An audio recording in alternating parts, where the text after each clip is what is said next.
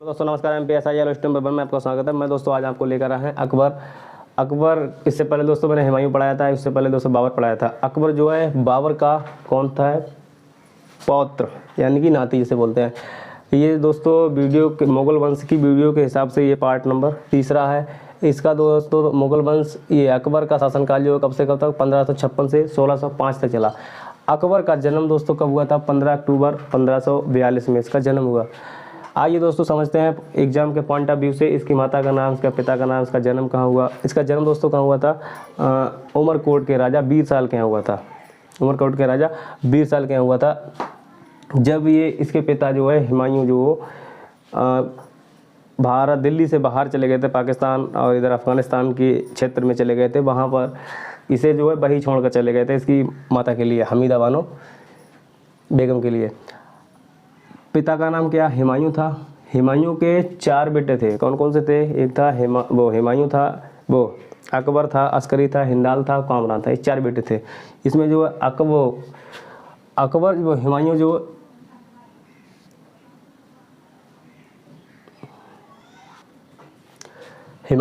हुमायूं जो था 4 भाई था। कौन कौन सा था, हुमायूं था और उसका नाम कामरान, अस्करी और हिंदाल। ये 4 भाई थे। इस किसके बेटे थे, ये बाबर के बेटे थे।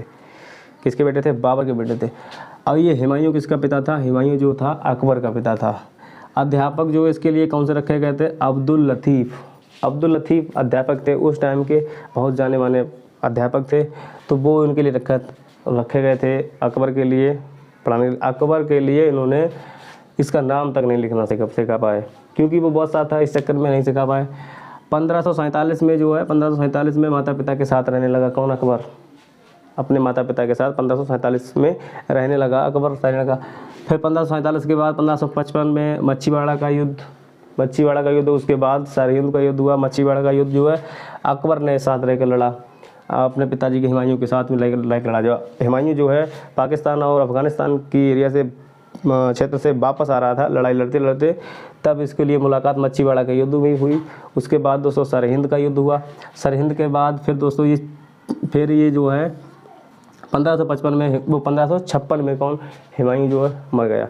जब हुमायूं मर गया दिल्ली में मरा। उसके बाद जब मरा तब वहाँ पर जो है इसके लिए अकबर के लिए वहीं पर जहाँ पर ये पंजाब के एरिया में, पंजाब के लाहौर उसी साइड में इसको ये सेनापति था, वहीं पर इसका राज्याभिषेक कर दिया गया। राज्याभिषेक किसने किया, मिर्ज़ा कासिम ने किया राज्याभिषेक। फिर पानीपत का द्वितीय युद्ध हुआ 1556 से 1560 के बीच में। किसके नेतृत्व में हुआ, ये हुआ था दोस्तों किसके नेतृत्व में, बैरम खां के नेतृत्व में। बैरम खां जो कौन था, बैरम खां दोस्तों ये अकबर का महत्वपूर्ण सेनापति था, बहुत भरोसेमंद सेनापति था। यही जो है हुमायूं का भी सेनापति रहा। ये जो है इसको बैरम खां के लिए अकबर जो है खान बाबा बड़े प्यार से बुलाता था, खान बाबा के नाम से। फिर तिलवाड़ा का युद्ध में 1560 में हुआ। तिलवाड़ा के युद्ध में बैरम खां और अकबर और बैरम खां के बीच में हुआ। ये दोस्तों ये किसने कराया, ये जो महामनगा थी अकबर का लालन पालन किया, वो उसने जो है इधर उधर की बातें जो है चढ़ाई उतराई इधर उधर की बातें, तब जो है इसके बीच में हुआ, अकबर और बैरम खां के बीच में युद्ध हुआ। अकबर ने विजयी कौन रहा इसमें, विजयी जो है अकबर जो है विजयी रहा। इसने जो है अकबर ने इसे 3 ऑप्शन दिए, कहा कि या तो तुम मक्का चले जाओ, या फिर तुम किसी राज्य के सूबेदार बन जाओ, या फिर सुरक्षा सलाहकार बन जाओ। 3 ऑप्शन दिए, तो इसके लिए कोई ऑप्शन पसंद नहीं आया, क्योंकि ये वजीर के पोस्ट पर रह चुका था, वजीर या फिर प्रधानमंत्री की पोस्ट पर रह चुका था अकबर के शासनकाल में, इसलिए इस छोटे पद पर नहीं रहा। बैरम खां का बेटा कौन सा था, अब्दुल रहीम। तब इसने दोस्तों एक चीज़ कर ली, क्या कर लिया इसने, जो है हज जाने का फैसला कर लिया। हज जाने का फैसला किया, हज जब जा रहा था तब फिर दोस्तों यहाँ पर क्या हुआ, अकबर जो विजयी हुआ, बैरम खान का बेटा क्या, अब्दुल रहीम जो है अब्दुल रहीम खान खाना उसके बाद बना कब बना खान खाना? खान खाना की उपाधि किसने दी? इसके लिए अकबर ने दी। दोस्तों फिर ये दोस्तों बैरम खान जो है कहाँ चला गया? बैरम खान जो है हज के लिए चला गया। तो हज के लिए जा ही रहा था, रास्ते में इसके लिए मुबारक खान ने इससे मुकाबला हो गया। मुबारक खान ने इसकी हत्या कर दी। जब इसकी हत्या कर दी तब अब बैरम खान की पत्नी का नाम क्या था? सलीमा बेगम। ये बैरम खान की पत्नी थी सलीमा बेगम। अब बेटे का नाम क्या था? अब्दुल रहीम। अकबर ने यह फैसला कर लिया कि इसके लिए इससे मैं सांकेतिक निकाह कर लेंगे। सांकेतिक निकाह कर लेंगे। सांकेतिक निकाह का मतलब क्या होता है? एक पेपर वर्क शादी होती है, एक मतलब पेपर वर्क, जिससे कि ये जो है रोड पर ना घूम सके, क्योंकि इसको जो है रानी का दर्जा मिल सके। इस चक्कर में जो है इसने सांकेतिक निकाह किससे कर लिया? सलीमा बेगम से। बैरम खान से मुक्त हो गया कौन? अकबर जो है 1560 में बैरम खान से मुक्त हो गया। किसकी सब देन थी? महामना की थी। फिर इसके आगे 1560 से 1562 में 1560 से 1562 तक के शासनकाल के लिए, या फिर 1560 से 1564 के शासनकाल के लिए हरम दल का शासनकाल, या फिर महिलाओं का शासनकाल, या फिर पेटीकोट का शासनकाल, या फिर अख्ता खेल, या फिर अख्ताफल का शासनकाल। मतलब इसमें जो है मतलब 1560 से 1562 के बीच में क्या हुआ था कि महिलाओं की ज़्यादा इसमें जो है घर में जो है जो वो प्रशासन व्यवस्था में आपस में ज़्यादा इधर उधर की बातें चलती थी। इस चक्कर में इस बीच के लिए क्या कहता है? 1560 से 1562 में इसको हरम दल का शासनकाल कहा जाता है। दोस्तों इससे आगे पढ़ेंगे। फिर दोस्तों 1562 में क्या हुआ? 1562 में शादी इसने की किससे की? जोधाबाई से। जोधाबाई जो आमेर के राजा की लड़की थी। आमेर राजस्थान में था। इससे ये आजीवन प्रभावित हुआ। कौन? अकबर। 1562 में इसने क्या किया? दास प्रथा का अंत किया। 1562 में क्या किया? दास प्रथा का अंत। दोस्तों ये पॉइंट एग्जाम के पॉइंट ऑफ व्यू से बहुत ही इंपॉर्टेंट क्वेश्चन है। इसने जो है 1563 में क्या? तीर्थ यात्रा कर मुक्त किया। तीर्थ यात्रा कर जो है 1563 में हटा दिया। 1564 में जजिया कर हटाया। जजिया कर दोस्तों किस पर था? जजिया कर था गैर मुस्लिम थे उन पर जो है जजिया कर था, क्योंकि हिंदू लोग ज़्यादा थे। इस चक्कर में इसने जो जजिया कर से मुक्त कर दिया। फिर 1571 में फतेहपुर सीकरी।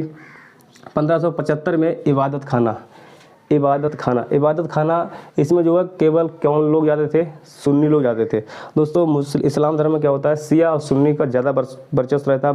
वैसे दोस्तों और भी होते होंगे शिया सुन्नी, जो है इबादत खाना में क्या सुन्नी लोग ही जाते थे केवल। 1578 में क्या किया? इसने जो है सभी धर्मों के लिए अलाउ कर दिया। किसने? अकबर ने 1578 में सभी धर्मों के लिए अलाउ कर दिया। कब किया था? बृहस्पतिवार के दिन सभी धर्मों के लोग आ जा सकते हैं। यह नीति जो इस नीति से इसने अपने आप को लिए क्या किया? सुलह-ए-कुल जो है इसने अपने आप को नवाजा। अपने आप को ये अमीर उल मोमिनीन मतलब कि क्या? ईमानदार।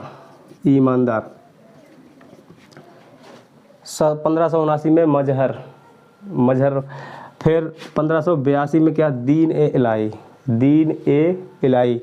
अबुल फजल ये बीरबल जो था अकबर और बीरबल के चुटकुले मतलब बहुत ज़्यादा सुनते होंगे। तो बीरबल का नाम क्या था? बीरबल का नाम था महेश दास। ओरिजिनल नाम था महेश दास।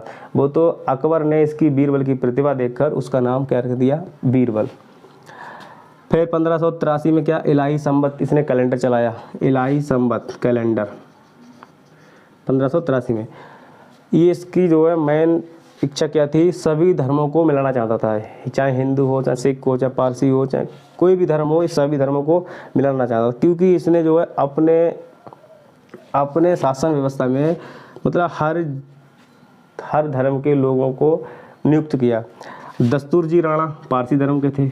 दस्तूरजी राणा कौन से थे? पारसी धर्म से। एका बीवी जो थे ईसाई धर्म से थे। हरविजय सूरी जैन धर्म से थे। और पुरुषोत्तम दास हिंदू धर्म से थे। रामदास जो है सिख धर्म से थे। शेख सलीम चिश्ती जो है ये कहाँ के? ये थे इस्लाम धर्म के। आइए दोस्तों अब जानते हैं इसकी वित्तीय नीति क्या रही। और भूमिकर क्या रहा। वित्तीय नीति में क्या था? इसने जो है शेर शाह सूरी के हिसाब से ही चलाया। शेर शाह सूरी की दोस्तों बात बताते हैं पहले। शेर शाह सूरी की भी जो है रुपया को लेकर इस हिसाब से शेर शाह सूरी ने चलाया था। ₹1 चलाया था। ₹1 बराबर 64 दाम। 1 रुपया बराबर दोस्तों रुपया और दाम किसे कहा जाता था उस टाइम? दाम रुपया जो है कहा जाता था, रुपया जो था चांदी का सिक्का, चांदी के सिक्के के लिए बोला जाता था रुपया। और दाम जो बोला जाता था, दाम जो बोला जाता था तांबा का सिक्का था, उसके लिए दाम बोला जाता था। इसने जो है 1 रुपया बराबर 64 दाम, मतलब कि 64 जो है तांबे के सिक्के इकट्ठे करो तब एक दाम 1 रुपये मिलेगा चांदी का। इसने क्या किया, अकबर की वित्तीय नीति क्या थी? 1 रुपया बराबर 40 दाम, 1 रुपया बराबर 40 दाम। इसने दोस्तों 2 तरह के सिक्के चलाए। एक कौन कौन सा चलाया? एक इलाही सिक्का चलाया, एक चलाया जलाली सिक्का। एक इलाही सिक्का, एक जलाली सिक्का चलाया। एक इलाही सिक्का बराबर क्या होता था? एक इलाही सिक्का बराबर 10 रुपया, मतलब एक इलाही 10 रुपये का मतलब क्या? 10 रुपये जो है चांदी का सिक्का, इसका था चांदी का सिक्का 10 रुपये। एक इलाही 10 रुपये चांदी के सिक्के इकट्ठे करो। उसी हिसाब से अगर दाम की बात है, एक इलाही बराबर दाम कितने होंगे? 40 दहाई के कितने? 400 दाम होंगे, तब ये एक इलाही बराबर होगा जाकर। अब दोस्तों भूमि पर कर इसने किस हिसाब से लेना स्टार्ट किया? भूमि कर जो है खराज, ये टोडरमल था इसके यहाँ, अकबर के यहाँ एक टोडरमल था, एक इसका कोई अधिकारी था, तो वो जो उसके हाथ में कर वसूली का काम था। तो टोडरमल क्या, इसने जो है कर व्यवस्था 3 प्रकार की थी इसके शासनकाल में। नंबर 1 जाप्ती, फिर कनकून, फिर आईने ए दहसाला। दोस्तों जाप्ती प्रणाली क्या थी? जाप्ती प्रणाली थी कि भूमि के आकार के अनुसार कर लेना, टैक्स लेना, भूमि के आकार के अनुसार टैक्स लेना, वो कौन सी थी? जाप्ती प्रणाली थी। कनकून प्रणाली कौन सी थी? ये दोस्तों फसल के आधार पर, कि फसल इस वर्ष कितनी हुई है तो उस आधार पर कनकून प्रणाली। कुल मिला के ये भी सही भी थी। आयन ए दहसाल, इसके लिए औसत प्रणाली भी कहा जाता है, इसके लिए औसत प्रणाली भी कहा जाता है। औसत प्रणाली मतलब ये 10 साल का एक एवरेज रखते थे। 10 साल में चाहे आपका मतलब कोई गल्ला पैदा हो या ना हो, 10 साल पे इनसे जो हिसाब लेना है, 10 साल में इकट्ठा कर। दोस्तों आई होप आप ये चीज़ समझे होंगे। और दोस्तों आगे का दोस्तों इसके बाद दोस्तों अकबर के बाद की दोस्तों वीडियो कौन सी आएगी? अकबर के बाद आएगी इसके बेटा था जहांगीर। अब दोस्तों इसमें थोड़ा पार्ट बचा हुआ है दोस्तों, वो दोस्तों इससे आगे का पार्ट मैं कल या परसों जिस मतलब कि मौका मिलेगा तभी करा देंगे। दोस्तों आई होप आप समझे होंगे। Thank you. जय हिंद, जय भारत।